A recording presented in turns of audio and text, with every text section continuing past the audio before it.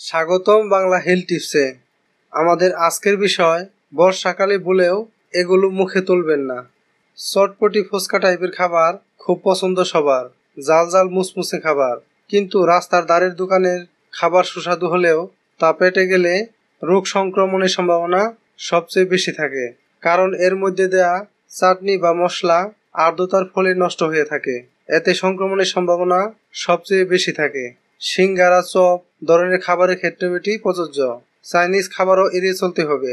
বর্ষাকালের আর্দ্রতায় চাইনিজে ব্যবহার হওয়া সসগুলো খুব দ্রুত নষ্ট হয়ে যায়। শাকটাও এ সময় এড়িয়ে চলতে বলেন পুষ্টিবিদরা, কারণ সহজে পচনশীল খাদ্য বর্ষায় যত কম খাওয়া যায় সেটিই ভালো। তাহলে এই বর্ষায় খাবেন কি, ভেবে না খেয়ে বসে থাকলে হবে না। আপনি স্যুপ খাবেন, ভালো করে ধুয়ে ফল খাবেন, মাংস খাবেন, মাছও খেতে পারেন, তবে খুব বেশি না।